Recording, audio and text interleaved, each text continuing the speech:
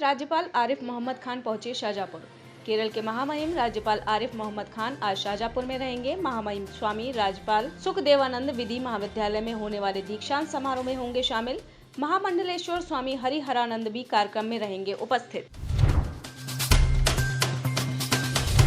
कोलकाता में ई nuggets mobile gaming app पर की ईडी ने की छापेमारी। प्रवर्तन निदेशालय की टीम ने पश्चिम बंगाल कोलकाता में मोबाइल गेमिंग ऐप ई नगेट्स से जुड़े मामले में की छापेमारी। मुख्य आरोपी आमिर को पहले ही अरेस्ट किया जा चुका है। अब तक ईडी ने 68.42 करोड़ रुपए सीज किए हैं। छावला गैंगरेप हत्याकांड मामले में दिल्ली सरकार ने दाखिल की पुनर्विचार याचिका।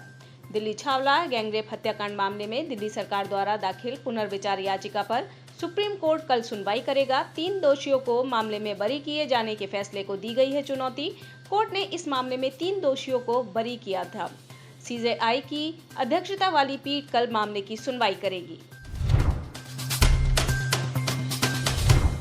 सत्येंद्र जैन और मनीष सिसोदिया की जगह लेंगे सौरभ भारद्वाज और आतिशी। सत्येंद्र जैन और मनीष सिसोदिया के त्यागपत्र के बाद अरविंद केजरीवाल के मंत्रिमंडल में ये 2 विधायक अब सत्येंद्र जैन और मनीष सिसोदिया की जगह लेंगे। सूत्रों के मुताबिक सीएम अरविंद केजरीवाल दोनों मंत्रियों का नाम तय कर चुके हैं। सौरभ भारद्वाज केजरीवाल सरकार में मंत्री बनेंगे। इसके अलावा आतिशी को भी कैबिनेट में मिलेगी जगह। Kalyan Singh super speciality cancer संस्थान में 2.5 वर्ष बाद भी नहीं शुरू हो चुका एमआरआई। लखनऊ स्थित Kalyan Singh super speciality cancer संस्थान में 2.5 वर्ष बाद भी नहीं शुरू हो सकी एमआरआई। दरअसल कैंसर संस्थान में 2.5 वर्ष से ओपीडी चल रही है और आधे से ज्यादा मरीजों को लिखी जाती एमआरआई जांच। संस्थान में ओपीडी शुरू हुए 2.5 वर्ष हो चुके हैं, परंतु यहाँ के मरीजों को एमआरआई बाहर से करवाना पड़ता है। यह काफी महंगी जांच है जो गरीब मरीजों के लिए संभव नहीं हो पाती है। प्रधानमंत्री मोदी के नेतृत्व में होगी केंद्रीय कैबिनेट की बैठक। प्रधानमंत्री के नेतृत्व में होने वाली आज की कैबिनेट बैठक में महंगाई भत्ते पर मिल सकती है कैबिनेट मंजूरी। सुबह 10:30 बजे पीएम आवास पर हुई कैबिनेट बैठक। कर्मचारियों के महंगाई भत्ते पर लगी कैबिनेट की मोहर। बड़े डीए का हुआ ऐलान। केंद्रीय कर्मचारियों के लिए बहुत खास रहा आज का दिन। होली से ठीक पहले मिला लाखों कर्मचारियों को गिफ्ट। बरेली में कुत्तों के झुंड ने 2 साल की मासूम बच्ची की जान ली। कुत्तों के झुंड ने 2 साल की मासूम बच्ची पर किया हमला। कुत्तों के झुंड ने बुरी तरह से बच्ची को नोच कर मार डाला। बच्ची की मौत से परिवार में मचा कोहराम। पहले भी कई बच्चों पर हमला कर चुके आवारा कुत्ते। प्रशासन से अभी तक नहीं हुई कोई कार्रवाई। जिले के अफसरों ने कुत्तों को पकड़ने के लिए अभी तक नहीं भेजी कोई टीम। सीबीगंज के बंडिया नहर के पास की घटना। उमेश पाल हत्याकांड मामले में प्रयागराज में चला बाबा का बुलडोजर। उमेश पाल हत्याकांड मामले में वांछितों की अवैध संपत्ति मिट्टी में मिलना शुरू। जफर नाम के शख्स के अवैध मकान पर चला बुलडोजर। अतीक अहमद का परिवार इसमें किराए पर रहता था। इस मकान की कीमत 2 करोड़ से अधिक है। नेता प्रतिपक्ष अखिलेश यादव ने शालीनता से दिया सीएम की टिप्पणी का जवाब।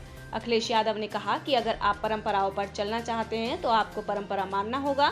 नेता सदन ने कुछ बोला था तो जो कि फ्लोर पर नहीं आना चाहिए। किसी के पिता के बारे में कोई कहेगा तो दूसरा भी बोलेगा। अगर आप परंपरा की बात करेंगे तो आपने भी कई रीति रिवाजों को नहीं माना, जिसके बारे में हम चर्चा नहीं करना चाहते हैं, क्योंकि नेताजी ने हमें ऐसी शिक्षा नहीं दी है। G20 देशों के विदेश मंत्रियों की 2 दिवसीय बैठक आज हो रही है शुरू। रायसीना हिल्स पर स्थित राष्ट्रपति भवन के संस्कृति केंद्र में होने वाली G20 की इस बैठक में हिस्सा लेने के लिए लगातार दिल्ली पहुंच रहे हैं विदेशी मेहमान। भारत की अध्यक्षता में बुधवार यानी आज से G20 देशों के विदेश मंत्रियों की 2 दिवसीय बैठक शुरू हो रही है। डिनर से होगी G20 के विदेश मंत्रियों की बैठक की औपचारिक शुरुआत। कई मुद्दों पर होगी चर्चा। कर्नाटक में थमी कर्मचारियों की हड़ताल। 17% वेतन वृद्धि का सरकार ने किया ऐलान। कर्नाटक सरकार ने कर्मचारियों के वेतन में 17% का इजाफा करने का ऐलान किया है। 4 घंटे की हड़ताल के बाद झुकी कर्नाटक सरकार। मुख्यमंत्री ने अंतरिम राहत के रूप में सरकारी कर्मचारियों के लिए 17% वेतन वृद्धि की घोषणा की है। सीएम ने कहा कि अतिरिक्त मुख्य सचिव वित्त की अध्यक्षता में एक समिति बनाकर अन्य राज्यों में नई पेंशन योजना, वित्तीय निहितार्थ और अन्य मुद्दों पर चर्चा होगी, जिसके बाद एक विस्तृत रिपोर्ट प्रस्तुत की जाएगी। जापान और दक्षिण कोरिया के विदेश मंत्री G20 सम्मेलन में नहीं होंगे शामिल। भारत की अध्यक्षता में बुधवार से शुरू हो रहे G20 की 2 दिवसीय विदेश मंत्रियों की बैठक में जापान के बाद दक्षिण कोरिया के भी विदेश मंत्री नहीं हो पाएंगे शामिल। रिपोर्ट के मुताबिक दक्षिण कोरिया के विदेश मंत्री घरेलू दायित्वों के कारण G20 की बैठक में हिस्सा लेने के लिए भारत नहीं आएंगे। फतेहपुर के शिववरदानी कोल्ड स्टोर में गैस रिसाव से कई श्रमिक झुलसे। फतेहपुर से लगभग 20 किलोमीटर दूर हाईवे स्थित थरियाव थाना क्षेत्र के अशोथर रोड पर बने शिववरदानी कोल्ड स्टोर से गैस रिसाव के चलते कई श्रमिक झुलसे। आनन फानन में मौके पर पहुंची पुलिस, क्षेत्र पुलिस और कोबरा पुलिस ने श्रमिकों को अस्पताल पहुंचाया, हालात को काबू में किया। ब्रिटिश विदेश मंत्री ने बीबीसी ऑफिसों पर IT रेड का मुद्दा उठाया। विदेश मंत्री S जयशंकर के साथ द्विपक्षीय बैठक के दौरान ब्रिटेन के विदेश मंत्री जेम्स क्लेवरली ने बीबीसी के दिल्ली और मुंबई के कार्यालयों पर पड़ी आयकर विभाग की रेड का मुद्दा उठाया। उन्होंने कहा, बीबीसी एक स्वतंत्र संगठन है और सरकार से अलग है। मैंने डॉक्यूमेंट्री नहीं देखी है, लेकिन मैंने यूनाइटेड किंगडम और भारत में प्रतिक्रियाएं देखी हैं। मैं डॉक्टर जयशंकर के साथ एक मजबूत व्यक्तिगत संबंध का आनंद लेता हूं। ब्रिटेन भारत के बीच संबंध दिन ब दिन मजबूत होता जा रहा है।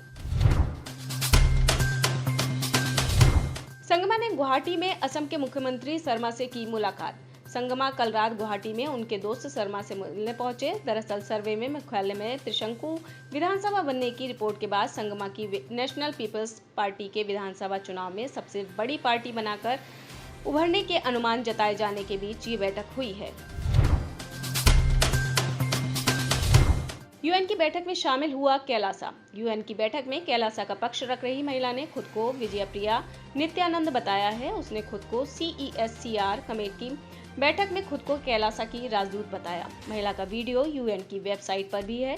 वीडियो में उसे कहते हुए सुना जा सकता है कि कैलासा हिंदुओं के लिए पहला संप्रभु देश है, जिसे नित्यानंद परम शिवम ने स्थापित किया है। वे हिंदू सभ्यता और हिंदू धर्म की 10,000 स्वदेशी परंपराओं को फिर से जीवित कर रहे हैं। इसमें आदि शैव स्वदेशी कृषि जनजातियां भी शामिल हैं। कोविड वायरस चीन की वुहान लेबोरेटरी से निकला था। FBI अमेरिकी जांच संस्था FBI ने दावा किया है कि कोविड वायरस चीन की वुहान लेबोरेटरी से निकला था। दुनिया को खौफ के गर्त में झोंकने के लिए चीन के खिलाफ वैश्विक कार्रवाई होनी चाहिए।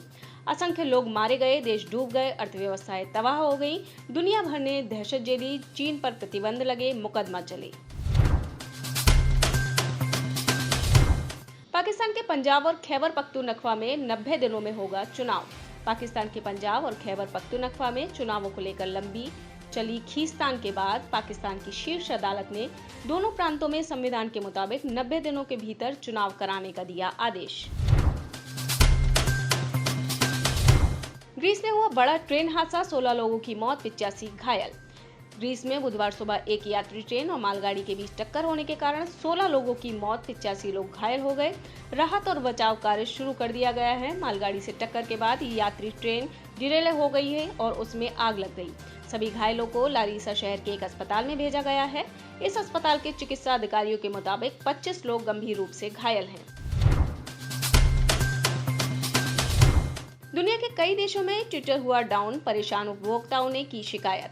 दुनिया भर के कई देशों में ट्विटर डाउन हो गया है। हजारों उपयोगकर्ता सेवाएं एक्सेस नहीं कर पा रहे हैं। इस बारे में उपभोक्ताओं ने ट्विटर पर शिकायत भी की है। माइक्रो ब्लॉगिंग साइट पर #ट्विटर डाउन के साथ यूजर्स अपनी समस्या बता रहे हैं। आप इस खबर के बारे में क्या सोचते हैं, हमें कमेंट सेक्शन में बताएं।